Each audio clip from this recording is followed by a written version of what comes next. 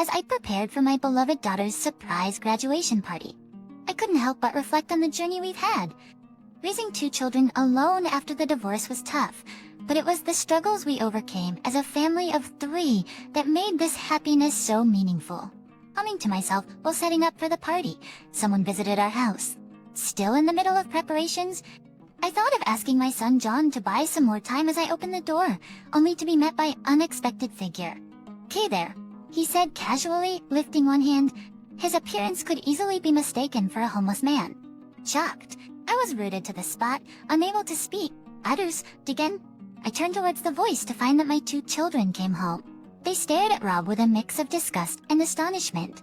My daughter Milena denied John's words, declaring this man is no longer her father, and tried to lead John into the house. "You can't live without me, can you? I could take care of you again if you want." Everyone was stunned by his words, needing a few seconds to process, as we all laughed off his absurd statement. Rob looked confused at first, but then his face twisted in anger. He started ranting about not being mocked. "What's all this noise? Surely what's going on?" Just then someone from the house, drawn by the commotion, joined us outside. I took a deep breath and turned the tables on my ex-husband, and "Let me introduce you to John. Wake up. I'm not gonna be responsible if you're late. I am Carrie. I'm a 40-something housewife and work from home." I hate to admit it, but the gap between the ideal 40-year-old I imagined and my actual life feels wider than the Grand Canyon. But having landed a decent job at an advertising agency, experienced some meaningful relationships, and married with a reasonably fulfilling life, I'm doing alright. While I'm doing the dishes in the kitchen, the sound of footsteps approaches from the 2nd floor as John, my middle school-aged son, comes downstairs. As I wash away the dish soap, suds along with John's unreasonable demand of why I didn't wake him up earlier. I retort that he should try coming down the stairs more quietly. John was too busy biting into his breakfast toast to listen to me. "It's really childish that you can't wake up on your own even in middle school," Milena, my high school-aged daughter, said with an exasperated tone. She brings her used dishes to the kitchen for me. Milena is calm and confident in her academics, but like me, she's shy when it comes to love. She blushes and reverts to a typical teenage girl when the conversation turns to romance. "I wonder how things are going with that boy from the basketball team," as Milena hands me the dishes. John, still with food in his mouth, starts complaining to her. Rob, my husband, who is busy on his phone, scolds him. Our mornings always start with such chaos. Rob was my senior at work who handled my training when I was new. He's earnest at heart but lacks attention to detail and isn't reliable when it really matters. I never thought of him romantically back then, but couldn't refuse his persistent advances, which led to our marriage. That was the first time I realized I'm too easily persuaded. Rob recently got promoted to a manager position, which has led to more business trips. I'm happy about his promotion, but whenever I ask him when he's coming back, he always evades the question. Even when he does return, and I try to massage his shoulders, he shakes me off irritably, telling me not to bother him. Lately, he's been on his phone all the time at home, and our interactions as a family have diminished. He's also been coming home late more often, even on days without business trips. I hesitate to ask why, so I never bring it up. Today, he's supposedly on another trip, but as usual he won't tell me when he's returning. Yet he randomly comes home and orders me to prepare meals, as if it's the most natural thing. As I do the dishes and gently ask about his return, he explodes, "Enough! It's work, how am I supposed to know when I can come back?" His yell shatters the peaceful morning, freezing the atmosphere instantly, barely preventing myself from dropping a plate in shock. I apologize to Rob, but he just leaves the living room with a guilty look, without a word. "Wait, you haven't given me this month's expenses yet." My words are cut off by the sound of the front door slamming shut. "Again, Milena says, turning to me as I return to the living room. Noticing John's trembling hand, holding his mug, I try to lighten the awkward mood. "I guess I irritated Dad, who's already stressed with work. It's my fault." Milena rushes over to me, assuring me that it's not my fault. I gently hug her, trying to calm my turbulent emotions. Glancing at the clock, I notice it's just past the time for my children to head to school. I hurried them along to their schools. John mumbles something that sounds like I'm leaving, but with food still in his mouth, it's hard to understand. As he dashes off, a cloud of dust rises in his wake. Milena turned back to look at me with concern. I responded with a forced smile, but it seemed to fall flat. Her expression was hard to read against the backlight, but her figure radiated a sense of loneliness as she left. After sending them to schools, followed by silence as if I was in a dark cave-side chamber at home. As I locked the front door, I also shut out the negative emotions, slapping my cheeks to psych myself up. With Rob no longer contributing financially, I've stepped up. I'm using my experience from my previous job, now working as a freelance web designer.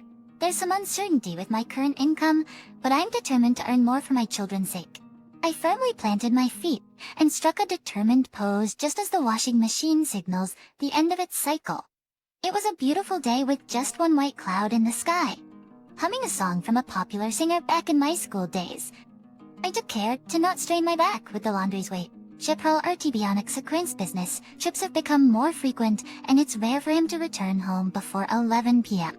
When I cautiously and indirectly inquire about his late returns, he dismisses it, saying it's none of my business. His vocabulary lately seems limited to dismissals, underestimation, and ignorance. We'll also shower meal and beer. I'm more shocked by his dwindling range of words than his increasingly negative attitude. Ignoring me as I stand there in shock, he heads to the bathroom.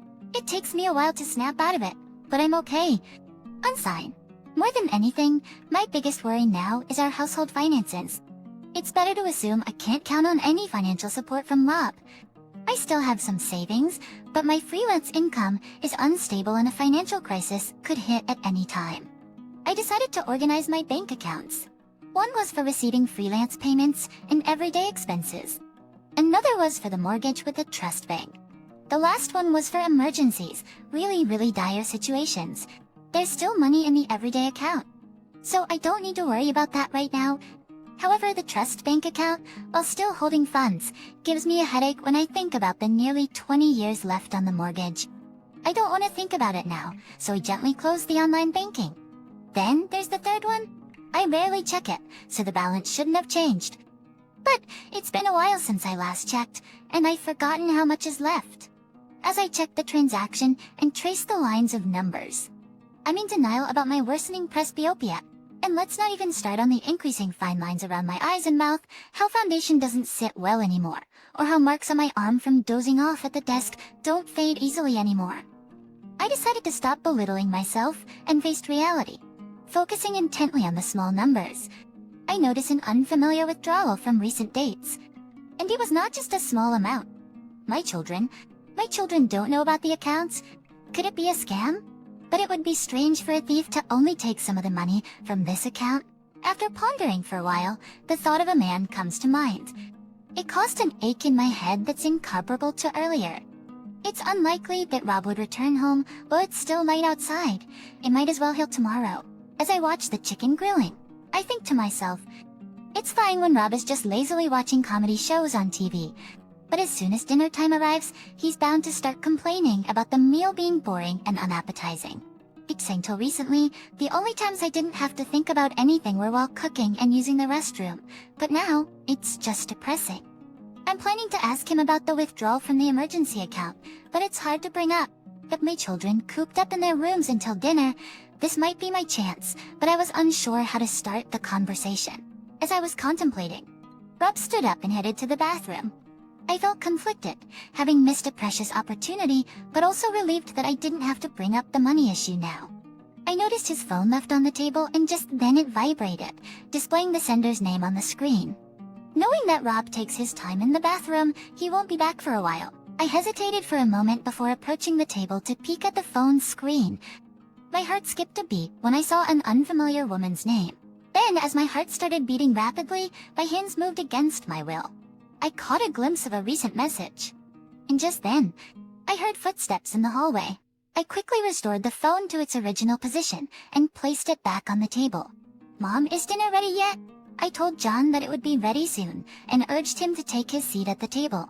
I'm sure tonight's complaints won't just be about the food. As I picked up a blackened chicken, I let out a sigh. Later that night, once everyone's asleep, I embarked on a secret mission. The message I saw earlier won't leave my mind. I have a gut feeling that it's my duty to investigate further. My hands and feet were trembling slightly. Resolved, I quietly stepped out of my room into the hallway. Rob and I have been sleeping in separate rooms. As long as I could hear him snoring from his room, he must have been sleeping soundly. It was worth the effort to encourage him to drink beer at dinner. I walked down the hallway, bent over, and slowly turned the doorknob. Bitzinnery, the stench of alcohol from the room almost made me want to hold my nose, but I couldn't afford to lose my balance. So, I continued breathing through my mouth and silently approached the bed. The phone's charging cable stretched from a nearby outlet to the bedside. Fortunately, Rob was lying on the opposite side from where the phone was. But if I unplug the charging cable, the phone screen will light up. I carefully pinched the charging cable and pulled it toward the edge of the bed. As I unplugged the cable, I pressed the phone screen against my chest. I felt numb, barely alive. After ensuring the screen was off, I quickly returned to my room unnoticed. My eyes had become wet, and I wiped them with the sleeve of my pajamas, turning the phone on. I unlocked it. There didn't seem to be any new messages. I opened the messaging app and looked up the woman's name I had seen earlier. Hawaii. Was so much fun with you, Maria. Anywhere is fun for me. Where should we go next? I want to go to France. But Rob, how do you manage the money? The money's secretly from my wife's savings. Seriously, you're worse than I thought. Well, it doesn't matter to us. We're getting married soon. Right between their messages were several photos from their trip. The tension I had felt earlier seemed like a lie. I was surprised at how calm I could be going back to Rob, who was sound asleep. Reconnected the charging cable to the phone and left it on the floor, sliding back to my room. I stood in the middle for a while, playing with the darkness that filled the space. My tears had long dried. The next morning, I prepared breakfast for everyone more smoothly than usual. There was still time before my children woke up. Rob, with his bed hair and yawning, took his seat. I greeted him with a cold gaze. Good morning. My greeting was like a breath of wind at sunrise, passing through him and dissipating in the air. Who's Maria? Rob's hand, bringing breakfast to his mouth, stopped. Where did you find out I saw it on your phone? I also know you've been stealing money from my account. He finally looked at me. His eyes were filled with cold anger. But they had no effect on me now. I want a divorce. I couldn't accept the conclusion. He stated so quietly and decisively, the fault lies with you, doesn't it? How can you come to such a conclusion? First give back the money. Before I could finish, a white plate with breakfast on it grazed my cheek. It shattered behind me as Rob barked, refusing to acknowledge a divorce. Like a wild beast, my children, having heard the commotion, entered just as he stormed out. As soon as Melina came to my side, all my strength left me, and I collapsed. Stay away from the broken dishes. They're dangerous. The first words I tried to utter were interrupted by my sobs, turning to nothing in my mouth. That day I couldn't bring myself to do anything and had to apologize to a client for delaying a deadline. This is the first time I've ever had to postpone a deadline. When Rob returned from work, he slammed down a completed divorce form, gathered a few essentials, and left. His last words were, "You better sign it and contact a lawyer." Melina, who had recorded everything on her phone just in case, emerged from behind the curtains. Joe had also been waiting in another room, gripping a baseball bat. I told them to stop because it was dangerous, but they didn't listen. Thankfully, nothing happened this time, but the thought of a parent hurting their own child unnerved me. Both my children agreed with the divorce, but I hesitated. It felt too sudden, and I wasn't confident in my ability to financially support them on my own. After discussing and sharing my honest feelings with my children, we decided I would get divorced. Melina said she would contribute her part-time job earnings to the household, and John offered to help more with chores. I was reluctant to rely on my children, but we resolved to get through this together. A week had passed before we reached this conclusion. Both my children said they felt refreshed without Rob around. I had my own anxieties, but life felt less stressful without him. After consulting a lawyer, the divorce was duly finalized. The breeze that greeted me as I stepped outside the office left me feeling refreshed. 3 years have passed since then. Melina, busy with her studies, kept contributing her earnings from part-time work, for which I was immensely grateful. Despite my insistence for her to focus on her studies, we had a major argument over it. But without the money Melina earned from her job, our family might have fallen apart by now. As for her exams, unfortunately, she didn't get a good score. I feel responsible for this, and I truly regret it. Melina, taking a firm stance, reassures me, saying she chose this path herself. John's surprisingly good at household chores. He handles cleaning, laundry, and sometimes even cooks, significantly reducing my workload.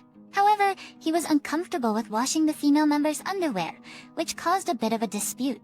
Between reflecting on the past 3 years, a lot has happened. Life post-divorce was harder than before, but as a family of 3, we managed to overcome various difficulties. As I prepare a special feast for Milena, memories of these 3 years flash through my mind. Today we're having a small party to celebrate her admission into medical school. She might not like it, but it was not only a celebration of her getting into that renowned university, but also to express our gratitude for everything up to now. I had a plan that was bound to succeed. John would take Milena out while I prepared for the party. And we'd surprise her when she returned. I hew naturally as I lay out dish after dish on the table. Then, the doorbell rings. Could my children have returned already? Still in the middle of preparations? I think of asking John to buy some more time as I open the door, only to find an unexpected person standing there. Hey! He greets me, raising one hand lightly. His hair is unkempt, dyed a bright color that has gone beyond mere gray hair coverage. His clothes are mismatched in style. He had an appearance that could be mistaken for a homeless person, depending on how you looked at him. Shocked. I'm rooted to the spot, unable to speak. Dad? I turn towards the voice and see both my children have returned.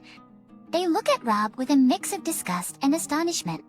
Milena denies his role as their father, pulling John towards the house. You can't live without me, right? I can start supporting you again. Everyone is confused by his statement, taking a few seconds to process.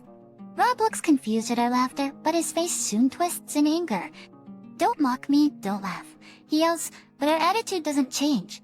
But what's all this noise? What's going on? Hearing the commotion outside, a man emerged from our house.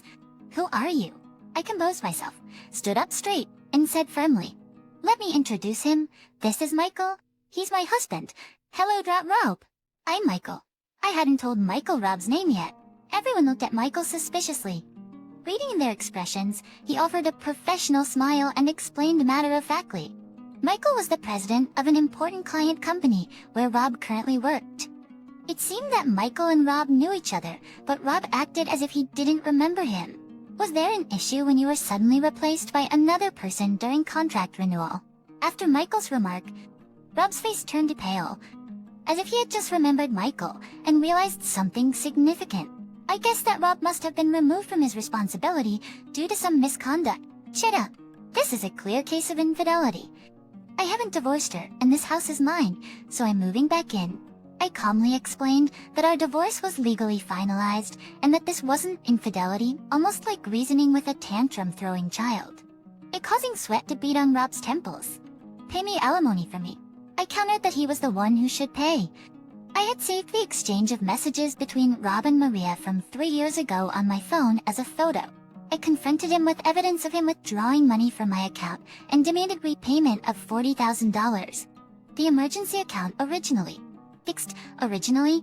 I received an inheritance of $80,000 from my late parents, half of which Rob had squandered for his fleeting pleasures. Moreover, a power of attorney should have been required to withdraw that money. I certainly didn't write one. It meant that he must have forged my signature.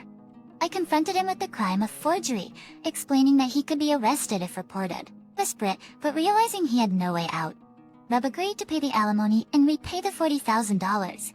Relieved at the resolution, we praised each other. I have received this month's alimony payment. I put the counted money into an envelope and took a sip of my coffee. I wonder how many more times I will receive alimony payments at this cafe.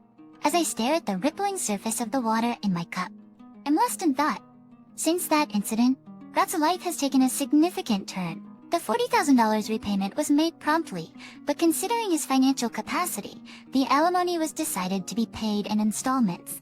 Rob is now juggling jobs as a security guard and a janitor. Michael, the president of the company Rob used to work for, has ceased all transactions and future interactions with the company as a decision. I protested that it might be too harsh, but Michael, with a businesslike smile, insisted that Rob should be thankful that everything was settled amicably. It was the first time I found Michael's smile frightening. Losing a major client, Rob was inevitably fired from his company and seems to be struggling to make ends meet, repaying alimony while living a hard life. His face has become haggard, his complexion poor, always wearing the same clothes. So what about her? Maria was it? What's she doing now? Rob asked sarcastically, complaining that they were already divorced. According to him, Maria racked up an unreasonable debt and then disappeared, leaving Rob. Rob, the guarantor, is obligated to repay the debt, and he is paying my alimony and repaying the debt at the same time. Even though he's had a tough time, I wonder if it's too sympathetic to feel sorry for Rob. When Rob asked about my children, I briefly updated him on their status. Momina is excelling at medical school, attracting some attention, though her strong character has apparently made her a few enemies.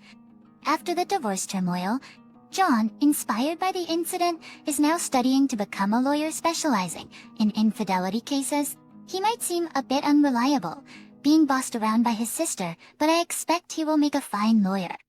Even without me, they've grown up well. After taking a sip from his cup and realizing it was empty, he placed it back on the saucer.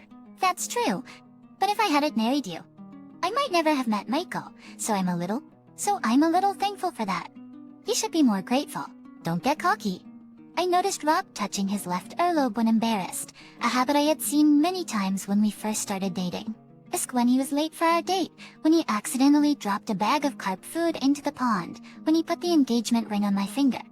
I cut off my nostalgic memories, picked up the bill and headed to the cashier. Rob insisted on paying his part, but I quickly completed the payment, and he gave up on pursuing it further. We parted ways in front of the cafe, and I checked my appointment time with the doctor. I have plenty of time, even if I walk slowly. When I announced to my children that I was expecting Michael's baby, both fainted from the shock. Then, Melina started lecturing me on the risks of advanced maternal age before suddenly listing things needed for the baby's arrival, ensuring everything was perfectly prepared. John initially reacted ambiguously before finally managing to say congratulations. He still seemed to be processing the sudden news. Michael's suggestion that I quit freelancing and focus on resting during the pregnancy was sound, but I love my work and wanted to continue. I persuaded him, somewhat forcefully, to let me work until the due date. Was on my way to the doctor. I passed a family with children. The little girl, being carried on her father's shoulders, was laughing joyfully. The mother, pushing a stroller with a baby inside, looked up at her husband and daughter with a happy expression. I am just as happy now as I was back then, I whispered to myself, clicking my heels as I walked away.